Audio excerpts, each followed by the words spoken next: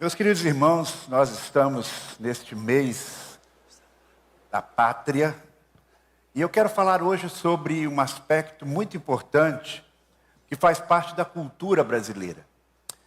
É a nossa religiosidade. Ou seja, o Brasil é de fato, como muitos países da América Latina, um país extremamente religioso.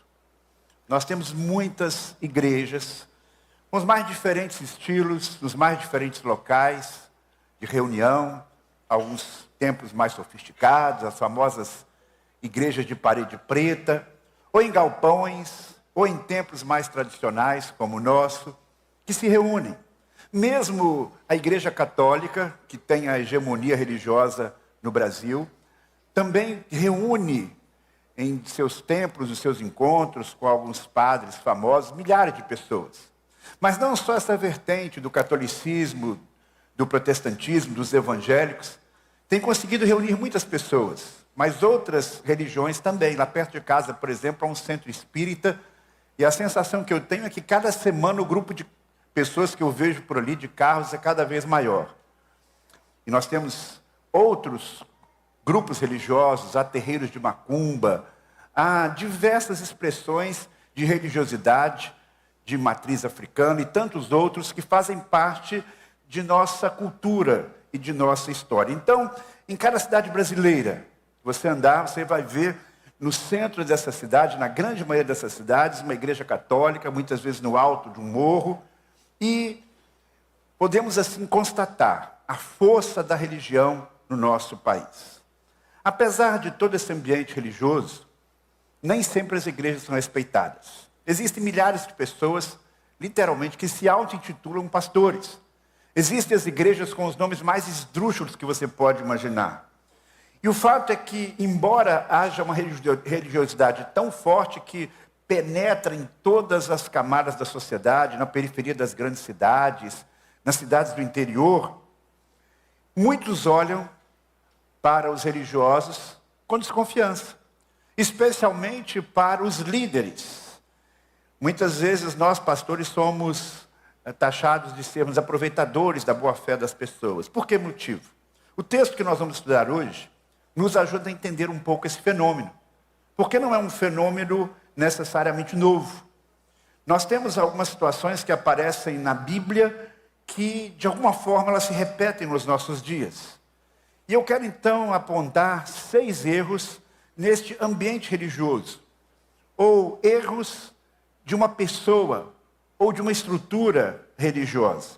Nós estamos estudando nos domingos à noite, estamos acompanhando o livro de Atos. Na maioria dos nossos encontros nós temos falado sobre isso, dos nossos cultos. E agora nós chegamos então em Atos no capítulo 8. Você pode, se preferir, deixar a sua Bíblia aberta neste capítulo, ou se desejar ir acompanhando a leitura dos textos aqui na mídia. E nós então temos agora já de cara no capítulo 8, um fenômeno muito interessante, porque até aqui o cristianismo está limitado a Jerusalém, está limitado à Judéia. É um evangelho que está sendo pregado principalmente para os judeus. Mas a ordem de Jesus Cristo foi: sejam minhas testemunhas aonde? Em Jerusalém, na Judéia, Samaria e até os confins da terra. Então aqui no capítulo 8 nós temos o evangelho saindo da Judéia, saindo de Jerusalém. Não porque eles tivessem entendido completamente a sua responsabilidade missionária. O que aconteceu aí? A perseguição foi aumentando. E a perseguição expulsou, por assim dizer, os cristãos daquele lugar. Muitos saíram.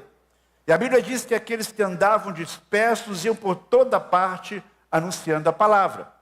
Então nós temos aqui agora o evangelho chegando em Samaria, que era um povo que tinha, como você sabe muito bem, um relacionamento extremamente conturbado com o judeu legítimo, com aquele que morava na Judéia, especialmente com aquele que era cidadão de Jerusalém. Por quê? Porque esses samaritanos, eles eram aparentados dos judeus, mas eles se misturaram com outros povos, eram frutos de uma miscigenação. E assim, então, essa mistura étnica que começa no final do Reino do Norte, eles são vistos como israelitas que não eram tão puros, tão fiéis. Isso levantava um preconceito enorme não somente entre os judeus, mas até mesmo entre aqueles primeiros judeus cristãos. Mas eis que Deus levanta um diácono. Interessante, não foi primeiramente um dos 12, chamado Filipe. E ele então vai e supera essa barreira. Ele sai junto com este grupo de Jerusalém. E ele vai então agora ser o primeiro evangelista em solo samaritano. E aí nós chegamos então no capítulo 4 do livro, do capítulo 8. E eu quero ler agora até o versículo 12. Atos 8, de 4 a 12. Os que haviam sido dispersos, porém, anunciavam as boas novas a respeito de Jesus por onde quer que fossem. Filipe foi para a cidade de Samaria e ali falou sobre o Cristo. Quando as multidões ouviram sua mensagem e viram os sinais que ele realizava, deram total atenção às suas palavras. Muitos espíritos impuros eram expulsos e aos gritos deixavam suas vítimas, e muitos paralíticos e aleijados eram curados. Por isso houve uma grande alegria naquela cidade. Um homem chamado Simão praticava feitiçaria ali havia anos. Ele deixava o povo de Samaria admirado e afirmava ser alguém importante. Todos, dos mais simples aos mais importantes, se referiam a ele como o grande poder de Deus. Ouviram-no com atenção, pois durante muito tempo ele os tinha deixado admirados com a sua magia. No entanto, quando Filipe lhes levou a mensagem sobre as boas novas do reino de Deus e sobre o nome de Jesus, eles creram como resultado, muitos homens e mulheres foram batizados. Muito bem, vamos analisar aqui como era este campo missionário de Filipe. Como eu falei, havia aquela mistura, não somente étnica, mas também religiosa, diferentemente de Jerusalém. E aquele homem que era Filipe reúne multidões. Mas ele não apenas é o único, ele não é o único que consegue reunir multidões. Porque quando ele chegou lá, já tinha um cidadão chamado Simão, que reunia milhares de pessoas, que o seguiam, que o admiravam. E eu estava analisando isso e pensando que o Brasil pode ser comparado com esta Samaria. Prega-se um Jesus misturado, recortado, há um sincretismo religioso, que mistura diversas religiões. Até mesmo no protestantismo, muitas vezes se infiltram práticas que eram exclusivamente do judaísmo. No Rio de Janeiro, meus irmãos, há um absurdo de facções de gente que é bandido com nome bíblico. Sabia disso? Não é o cara da facção que tem um nome bíblico. A facção tem um nome bíblico e tem bandeira de Israel. Tem líderes religiosos ungindo arma de bandido. Filipe está ali na Samaria, nesse ambiente religioso. E ele percebe claramente que não havia simplesmente ali uma religião fruto da imaginação humana, mas havia ali um poderio de Satanás muito forte. Porque Satanás adora o sincretismo religioso. E ali, quando ele pregava, Deus atuou de tal forma que os demônios que dominavam aquele lugar foram expulsos. Forças ocultas do mal, te engano. Muito mais do que aquele charlatão clássico que engana as pessoas fazendo de conta que faz um milagre. Não, havia ali alguns milagres de verdade, mas a origem desses milagres era o próprio diabo.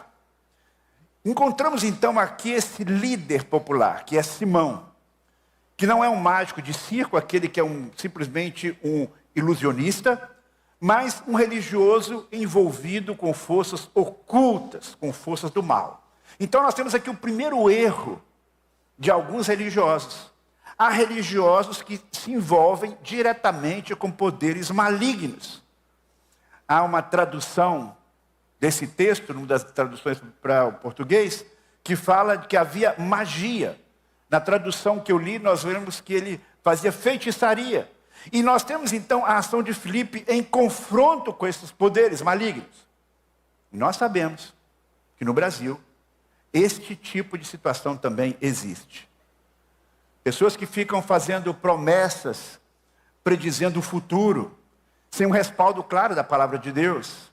O livro de Atos, em algumas traduções, diz que Simão o mago iludia as multidões com seus milagres. Porque os demônios são capazes de prever o futuro. Mas como, pastor?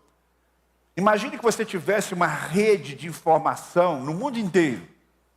que você tivesse em tempo real, soubesse o que vai acontecer, o que está acontecendo com cada pessoa.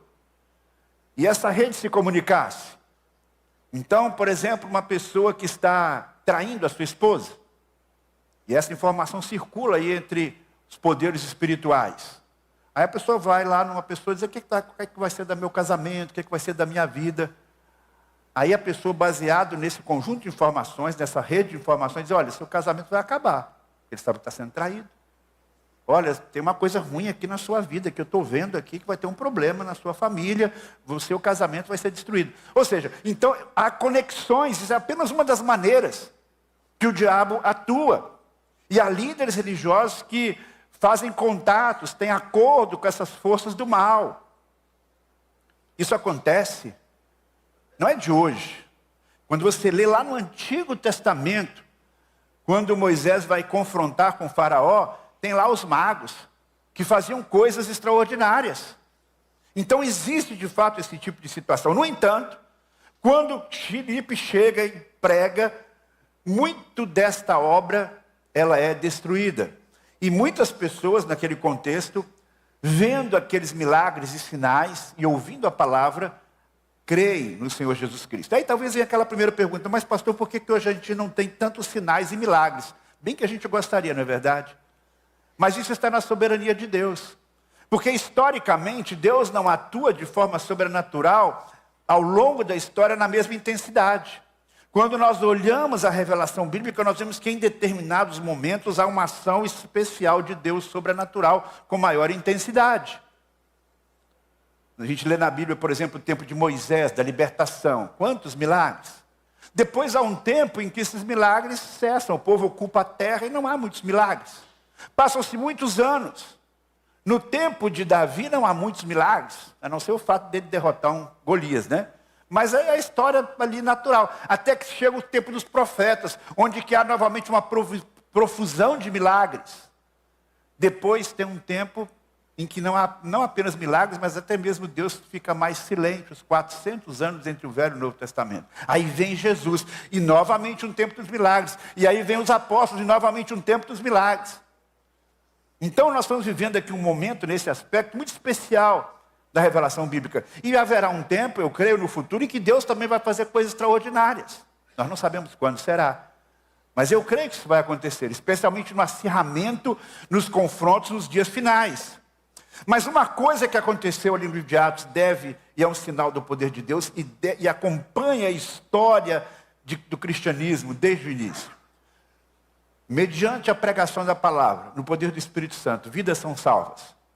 Vidas creem no Senhor Jesus Cristo. Há mudança de vida, há batismos, há integração, há igreja. E, voltando à questão do erro do religioso.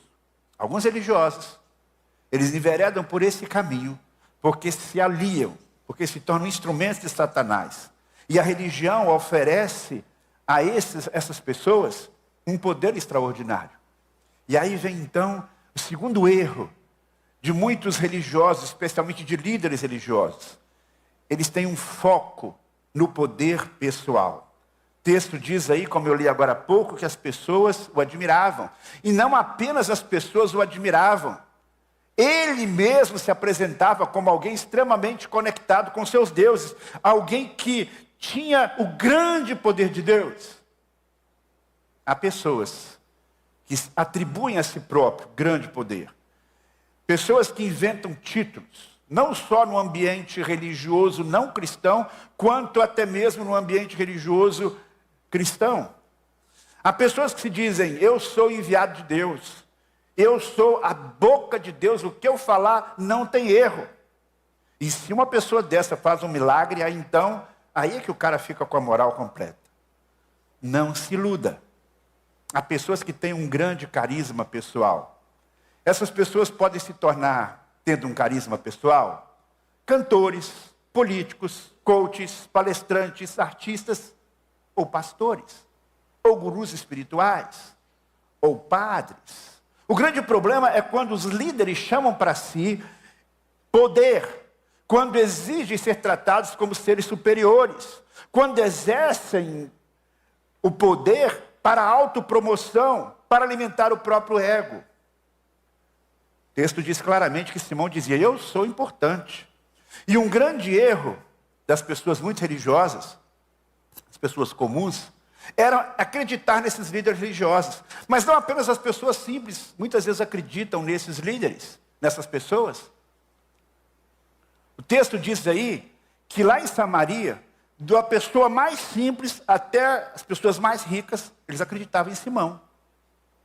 Eu já tive a oportunidade de conversar com pessoas que estiveram envolvidos no passado com poderes do mal, de verdade, que tinham pactos com o diabo e se converteram. Mas essas pessoas me disseram, pastor, eu era procurado nesse tempo, não só por pessoas simples, mas eu era procurado por artistas, por pessoas ricas, por políticos, por empresários.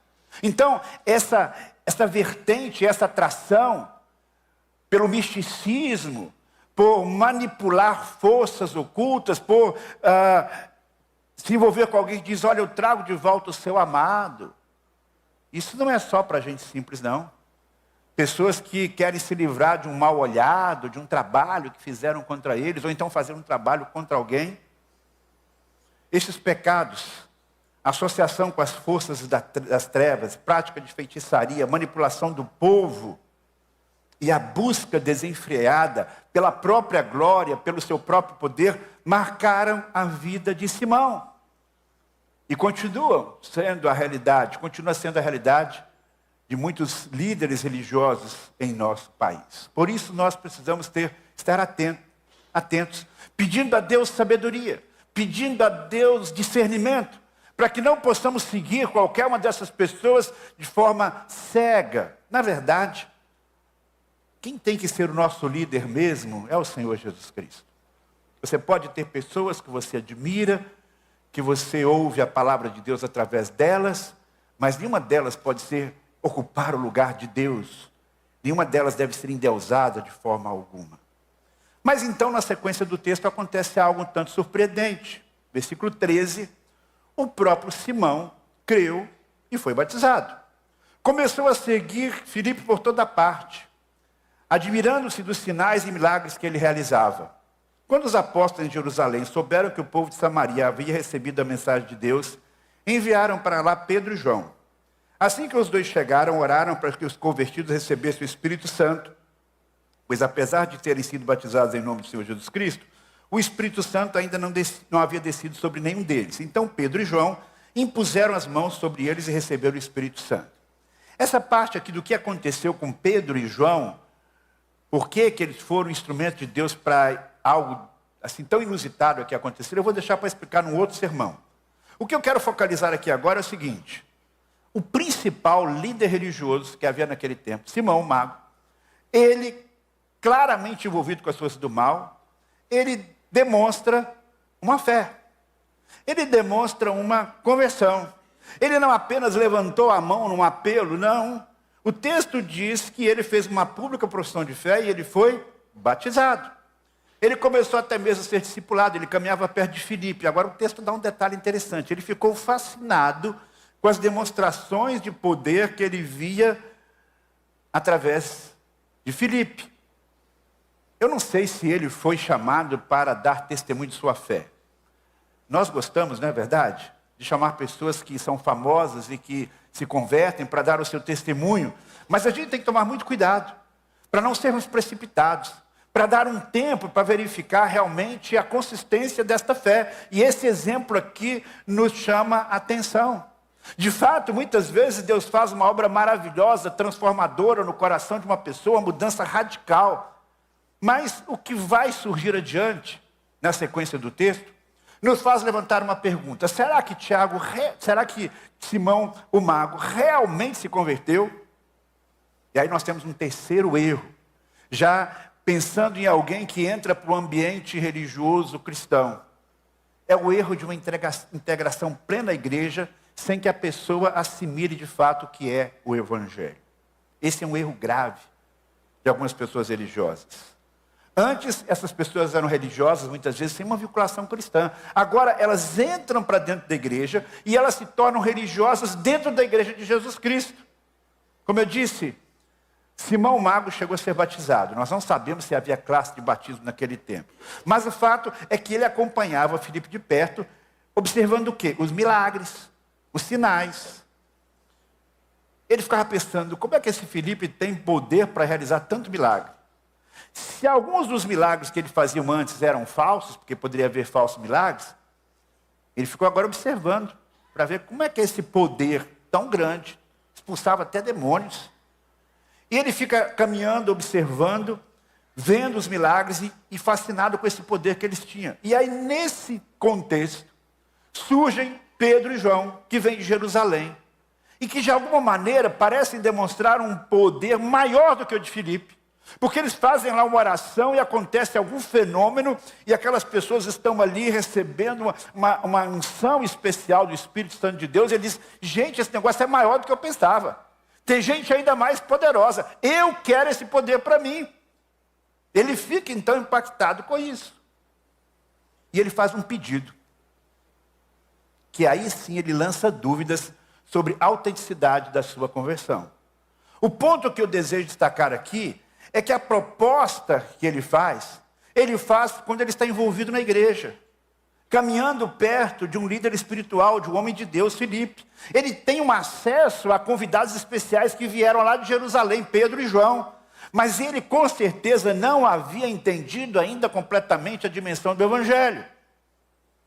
No versículo 18 e 19, nós lemos assim, Simão viu que as pessoas recebiam o Espírito Santo quando os apóstolos impunham as mãos sobre elas. Então ofereceu-lhes dinheiro, dizendo, dê-me esse poder também, para que quando eu impuser as mãos sobre as pessoas, elas recebam o Espírito Santo.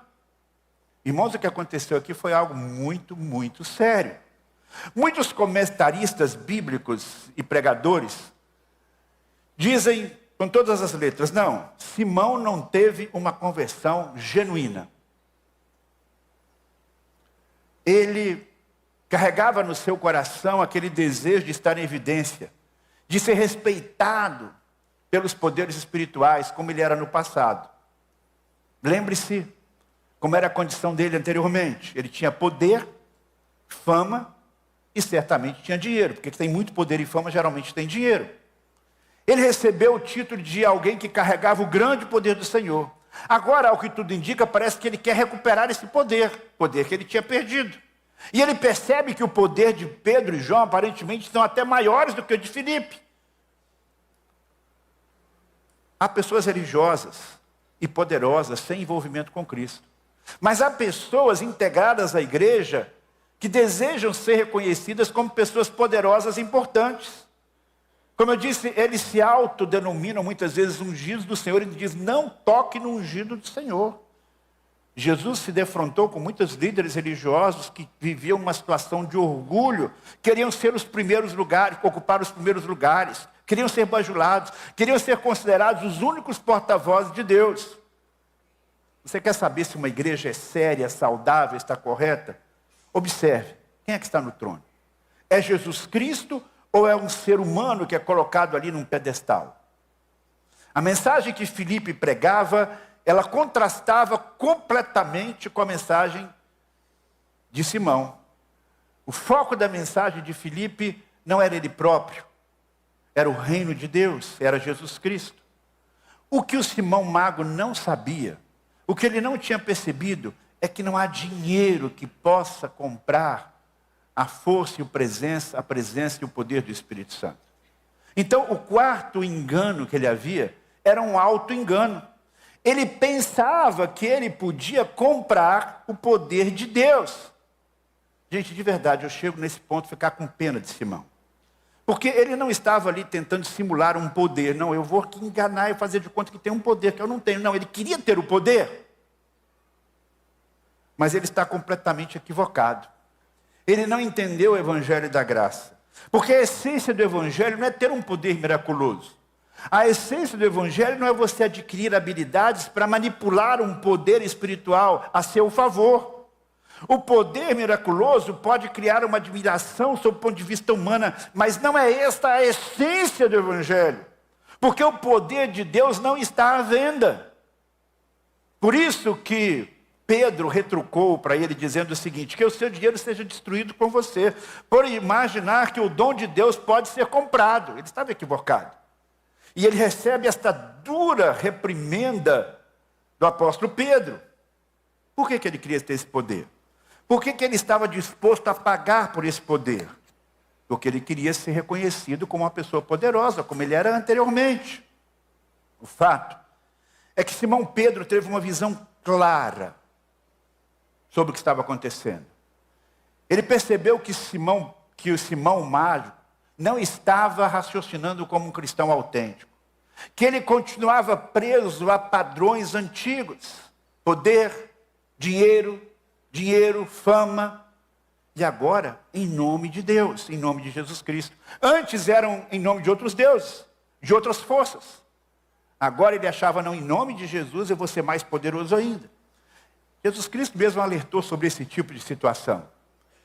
Jesus Cristo mesmo disse: nem todo aquele que me diz Senhor, Senhor entrará no reino dos céus. Ele diz: muitos naqueles dias vão dizer: Senhor, Senhor, porventura não temos nós profetizados em teu nome? Em teu nome nós não expelimos demônios, em teu nome nós não fizemos muitos milagres. Então lhes direi explicitamente: nunca vos conheci, apartai-vos de mim, os que praticais a iniquidade. Pedro é bem incisivo com Simão. Ele diz: você não tem parte nesse ministério, pois o seu coração não é justo diante de Deus. Simão então mostrou que antigos desejos podem vir à tona, ou que talvez nunca foram completamente mortificados. O que fica claro aqui, meus queridos irmãos, indubitavelmente, é que o poder de Deus jamais está à venda. E a motivação para você ter um encontro e caminhar com Deus não é você ter mais coisas materiais. Nós estamos aqui fazendo uma campanha, porque entendemos que Deus nos tem conduzido nessa direção, mas não é uma campanha para enriquecer os pastores, não é uma campanha para enriquecer um grupo e tornar um grupo famoso, é uma campanha que tem propósitos espirituais muito grandes. Mas deixa eu lhe dizer uma coisa: quando você contribuir, não contribua pensando, não, eu vou fazer uma barganha com Deus. Eu vou contribuir para que Deus me dê mais. Não se preocupe, você contribuindo, a bênção de Deus virá. Mas a intenção do seu coração não pode ser a troca. A intenção é muito importante. Porque outro grande erro que nós percebemos aqui na experiência de Simão, que faz parte das pessoas religiosas que trabalham a fé, mas desse prisma da religiosidade, é a comercialização da fé. O que Simão estava propondo para Pedro e João, em última instância para Deus? Uma barganha. Eu estou disposto a comprar esse poder, para tendo esse poder, eu vou exercê-lo sobre as pessoas e obviamente eu vou ter lucro com isso. O religioso pensa sempre assim: o que eu vou lucrar? Às vezes a pessoa, ela se envolve num sistema religioso, ela pensa: eu vou ser um líder, eu vou ser um pastor de uma igreja, eu vou ser pastor de uma grande igreja, eu vou ser um líder religioso porque esse negócio está dando dinheiro. Eu não consigo resolver ter minha vida profissional. Quem sabe, eu sendo um pastor, eu não vou ter uma profissão rentável? Não, meu querido irmão, nunca siga esse caminho. O Evangelho, em primeiro lugar, não promete que você automaticamente vai ficar rico, se você for dedicado a Deus. O que a teologia da prosperidade ensina é uma mentira. Pessoas que acreditam que Deus tem a obrigação de abençoar você financeiramente porque você fez uma oferta liberal. O que motiva o nosso coração a dar uma oferta generosa, uma oferta de fé, até mesmo sacrificial, é a gratidão a Deus. E não simplesmente eu estou aqui fazendo uma troca com Deus. E quem se sente chamado para servir a Deus como pastor, como líder espiritual, jamais deve permitir que a cobiça tome conta do seu coração. Não devemos buscar o poder espiritual para ficarmos mais poderosos ou mais ricos. Isso é um grande pecado, um pecado que é mais do que um erro, é um pecado que requer arrependimento. Por isso o apóstolo Pedro diz para aquele homem: arrependa-se da maldade e ore ao Senhor. Talvez ele perdoe os seus maus pensamentos, pois vejo que está cheio de amarga inveja e é prisioneiro do pecado. Qual foi o último erro que eu vejo aqui na vida de Simão? Ele tinha uma inveja que contaminava seu coração. Ele tinha muito poder antes. Ele percebeu que o seu poder estava se esvaziando, porque o povo estava se convertendo. Ele passa para o outro lado e ele começa a ficar com inveja de Filipe, de Pedro e de João. Por que ele fala de inveja? Diz claramente, a inveja está dominando o seu coração. Quem era ele antes? Um líder religioso, poderoso. Agora ele tem limitações. É nessa hora que alguns retrocedem. É nessa hora que o sujeito que era muito famoso, que ganhava muito dinheiro, que se converteu, de repente ele começa a ter que pagar um preço muito alto. Ele já não ganha como ganhava antes, ele já enfrenta limitações. E esta hora vai ser um teste realmente para a sua fé. Não permita que a inveja por ninguém domine o seu coração. Não fique se comparando com ninguém, porque o religioso fica assim, se comparando com os outros. E às vezes ele se acha superior, e fica então naquela posição de soberba, ou às vezes ele se acha inferior e fica questionando Deus, ou então lutando para encontrar um meio de chegar a uma posição de superioridade na visão dele. Para finalizar, há uma única coisa, para corrigir todos esses erros. É o arrependimento.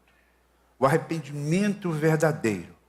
Pedro chama Simão Mago a uma postura de arrependimento. Arrependimento que significa mudança de mente, mudança de conceito. Não é por dinheiro, não é por poder. Mudança de coração. Deixa a inveja para longe. Joga a inveja fora. Peça perdão a Deus. Quem sabe se você mudar o seu coração, quem sabe se você realmente conseguir essa mudança, aí Deus vai te perdoar. Porque se talvez tenha a ver com a mudança, Pedro estava em dúvida. Será que de fato ele quer essa mudança? E como é que Simão reagiu? Simão exclamou, orem por mim, para que essas coisas, ou seja, uma ação forte do juízo de Deus contra ele, que isso não aconteça, essas coisas não me aconteçam. E aqui eu encerro fazendo uma pergunta, que não há um consenso entre os teólogos. Qual era a condição espiritual real de Simão Pedro? Será que ele era um convencido ou um convertido? Será que ele era uma erva daninha no campo do Senhor, um joio no meio do trigo? Há muitos que afirmam claramente, ele nunca se converteu, mas o texto diz que ele se converteu, uma outra tradução diz que ele abraçou a fé. Ou será que ele chegou a se converter, mas deixou-se dominar por essas influências do pecado?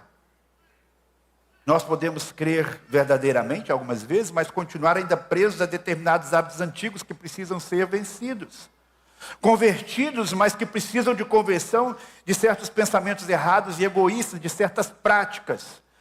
A resposta de Simão, no final, é um tanto dúbia, porque ele diz, se arrependa. E ele não diz, eu me arrependo. Ele não dobra o seu joelho e diz, perdão, Senhor. Por outro lado, ele não vira as costas como aquele rapaz que se encontrou com Jesus e vai embora. Ele diz, orem por mim. De fato, eu não sei se ele foi convertido e apenas vacilou, ou se ele nunca foi convertido. Será que ele voltou à vida antiga? O que ele fez diante daquela proposta? Nós não sabemos. Mas cada um de nós deve responder no seu coração. Eu preciso mudar de vida, em que áreas da minha vida? Ou talvez você nunca teve uma experiência real com Jesus. Mas essa porta está sempre aberta. Porque Ele acolhe todo aquele que se arrepende verdadeiramente. Você não precisa continuar sendo uma pessoa simplesmente religiosa. Seu coração não precisa ficar preso numa situação de amargura, de orgulho e engano. Porque a graça de Deus transforma isso completamente. Que Deus os abençoe. Amém. Vamos fechar os nossos olhos. Vamos falar com Deus. Querido Pai, eu não sei a condição espiritual de cada pessoa que está aqui neste templo. Nós temos aqui pessoas que já participam conosco há muito tempo. Eu não sei o que vai no íntimo de cada coração, mas o Senhor sabe. E eu peço que o Teu Santo Espírito revele a cada um a autenticidade de uma conversão. Ou não. Se não houve uma conversão genuína, Senhor, que hoje seja esse tempo de arrependimento, de quebrantamento. E eu te peço, Senhor, que nenhum de nós viva essas experiências que aqui falamos nesta noite. Essas experiências simplesmente que envolvem uma religiosidade sem uma verdadeira comunhão com o Senhor, sem uma verdadeira mudança de vida. Ajuda-nos a ter um padrão de integridade, de santidade, que revele a Tua presença na nossa vida, Pai. É o que eu te peço para todos que estão. É o que eu te peço para as nossas vidas. E aqueles que porventura estejam no nosso meio, mas ainda não tiveram um encontro verdadeiro com Jesus, que estão aqui por outros interesses escusos, que o Senhor mesmo trabalhe nos seus corações, para que venham se quebrantar completamente. É o que eu te peço no nome de Jesus. Amém.